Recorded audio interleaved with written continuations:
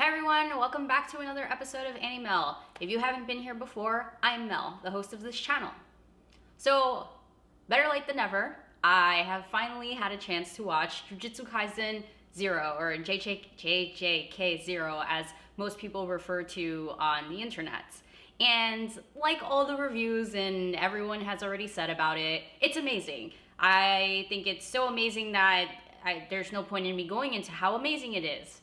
Instead, since most of us have already watched Jujutsu Kaisen 0 already and or also watched Jujutsu Kaisen Season 1, I thought that I'd actually get into some stuff that I noticed while watching Jujutsu Kaisen, small side conversations I've had with friends here and there, and what I think there is to come now that we've been introduced to the main character from Jujutsu Kaisen, who has had his name dropped throughout Jujutsu Kaisen, the show, not the movie.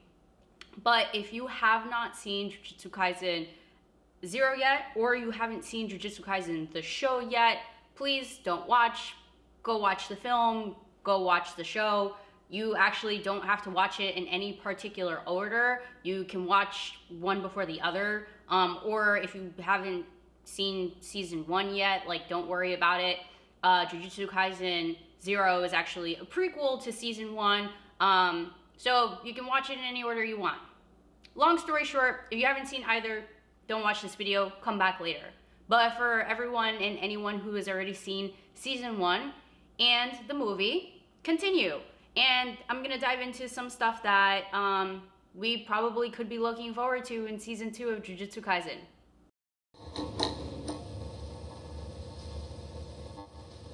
So first things first. Now that we've all seen Jujutsu Kaisen 0 or JJK 0 the movie, some things that I noticed very first off, right off the bat while watching is, one, the main antagonist, who is currently the antagonist in Season 1 and probably a long-term antagonist for the show, Geto. When we were first introduced to him in Jujutsu Kaisen 0, there seems to be some character design changes. Obviously, all of the characters look different. We've got Gojo, who instead of having a black blindfold, he actually has his eyes bandaged instead, which is a little bit different. And three now second-year student characters within Season 1 have also very drastic character designs, with the exception of Panda. Panda still looks like Panda. But Geto, one thing I noticed straight away is that he had a scar missing from his forehead. So obviously, in talking to my fiance while we were at the movie theaters, I'm like, oh hey, look, he doesn't have a scar on his head. Something must go down in this film that creates that or causes that. And obviously, as we all find out, he's nearly on his deathbed after fighting Yuta, who is the protagonist of the movie. He's on his deathbed, and yeah, we see that he survives, obviously, in Season 1 of Jujutsu Kaisen, which makes sense as to why he has these potential scars on his body post the situation that he came out of. There was no way the dude should have lived, and Gojo should have killed him, but apparently Gojo and him were besties before. Anyway, not to get into the minutia of it, yes, that scar that Geto has on his forehead was not there in JJK 0, but is now in Jujutsu Kaisen Season 1. Additionally, to a lot of us as we're watching this movie, it doesn't quite make sense right away as to why Yuta can, use cursed abilities, or why he's even being haunted by a curse in the first place. A lot of stuff doesn't make sense, because they, according to the very small backstory that they show us as kids, which isn't a lot, so there's not much you can assume, but they seem like normal children that don't have cursed abilities. Well, fast forward through the entire movie, Gojo does some investigation and discovers that Yuta comes from the Sugawara family, but now known as the Gojo family in the present. So yeah, Gojo and Yuta are distant cousins. They're just distant family members. And that may not have been clear right away, but being that there are 3 core families, and if you've watched Jujutsu Kaisen Season 1, you'll know they mention the different families. I believe they say it's the Gojo family within season 1. And then you've got the Zenin family, which Maki and Mai and Megumi is from, and then you've got the Kamo family. So you've got these 3 families, but during the movie, they refer to, I guess, the first sorcerer, the great sorcerer Sugawara, as the, I guess, starter of the Gojo family. So if you may have missed that, now you know that Gojo and Yuta are very, very distant cousins. I don't know what that means for the future, but I just thought that I should mention it in case you may have missed it. And hopefully you watched the movie all the way through, and when I say all the way through, I mean all the way through, like to the end and end credits. So you have to wait about like 2 songs worth, which is maybe like 7 to 8 minutes of credits in order for you to actually get to the end credit scene, in which they fast forward in time to what I want to say is probably already while Jujutsu Kaisen season 1 is happening, to Yuta in Kenya with one of the antagonists from the movie, Miguel. Miguel was working for Geto and fighting against the Jujutsu Kaisen Tokyo school during the Jujutsu Kaisen 0 movie, but it seems like Yuta and Miguel are on friendly terms having a meal in the middle of Kenya. And while they're discussing having this meal, Gojo suddenly shows up and he's kind of like, hey, long time no seen, and it kind of ends there. So it's safe to say that Miguel is probably a friend at this point versus he was a foe during the movie.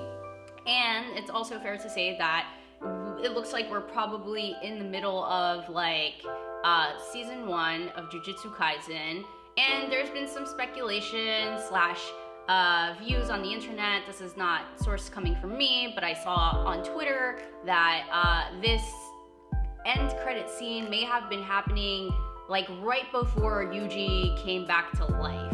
When I say came back to life, was reintroduced to Nobara and Megumi, like, hey, he's alive again. He never actually died.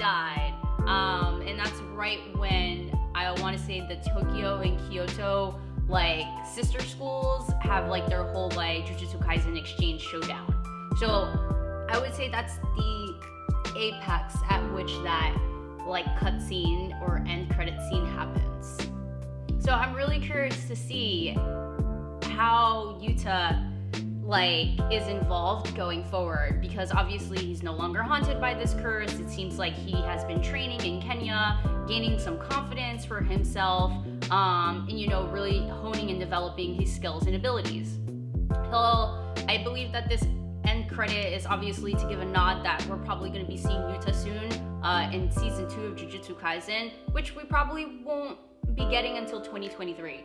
As we know, the studio who animated Jujutsu Kaisen is MAPPA, and MAPPA has been quite busy, as we all know, with tons of shows. And yeah, don't expect Jujutsu Kaisen season 2 anytime soon. I would say we're lucky if we get it by mid next year. That's me being optimistic. But now that we've talked about the movie, how great it is, some things that you may or may not have noticed while watching the movie, I think that it's safe to say, where do we go next with Yuta season 2 of Jujutsu Kaisen? We all know that the next arc in Jujutsu Kaisen is going to be the Shibuya Arc. The Shibuya Arc has already been talked about quite a bit in season 1 of Jujutsu Kaisen, that like they're planning a whole attack on Gojo on this very specific day. Seeing that there's like some foreshadows that some really bad might go down with Gojo. I don't think he'll die, but there may be a possibility that he is severely injured or taken out of the game for quite a bit. That may put Yuji in a difficult predicament, because Yuji is kind of being protected by Gojo from the rest of the elders that want to essentially kill him, because they've already tempted numerous times before throughout season 1, and obviously failed thanks to intervention from other adult figures and Gojo trying to keep a close eye on the situation. But if this whole Shibuya arc goes down where Gojo is kind of like taken out for a good amount of time, I do think that Yuta is a strong character to come in and potentially help Yuji out, protect him, and perhaps be a pseudo mentor. While Gojo has already been acting as a mentor to Yuji, we all know that Gojo is, well, no. Gojo is kind of childish. He does it on purpose, obviously. We know he has some maturity to him, but he's a childish character, and the way he goes about stuff is very, like, immature. So I do think that Yuta will probably be a breath of fresh air for Yuji, a little bit different because Yuji is also kind of childish at times, but obviously very serious about his goals. And I do think that, like, he's gonna be a very prominent key player in the Shibuya arc or after. Now, for anyone who's a manga reader, you know, please don't spoil anything in the comments. Like, I am an anime only enthusiast of Jujutsu Kaisen at this point, and so may there be others, but this is like my thoughts and my thesis and slash hypothesis on what will happen in Jujutsu Kaisen Season 2, kind of why we've been introduced to Yuta the way that we have now, and why we're getting the prequel after Season 1 versus they could have shown us the prequel beforehand, done a movie first, and then given us the show. They could have done it in any order, but they decided to do it in this order. So I'm thinking that there's some method to the madness of Jujutsu Kaisen. Now, while I was filming this whole thing, you may have noticed that I am wearing some Jujutsu Kaisen inspired attire. This is actually my PJs that I ordered from Bad Waifu. Bad Waifu is a wonderful brand catered to, I guess you could say, women or feminine styled clothing that are fitted. And in this instance, like, they created some PJs. They're dope. There's a full set. They also have Yuji PJs, but I really love Gojo. Like, who doesn't love Gojo? So I got these instead. So yeah, if you're looking for anime wear that, you know, may cater your figure a little bit more versus we have like a lot of anime brands out there in the world, but for me personally, they're usually like unisex, which is great. You know, it allows anybody of any shape to wear them. But for someone like me who likes their clothes fitted and like a little bit more stylish or feminine, this brand definitely calls out to me. And yeah, I'm gonna post a link in the comments. If you're really interested, check out their website. They have all sorts of things like dresses and pants and bodysuits. But these PJs were like one of the first things I ever bought, and I am in love with them. All that aside, I hope you enjoyed this video. Let me know in the comments, like, share, subscribe, so I know that you're enjoying this type of content, and maybe I can produce more content like this. I don't know, you tell me. So until next time, I'm Mel, your host, and this channel is Animel. Catch you all later. Bye.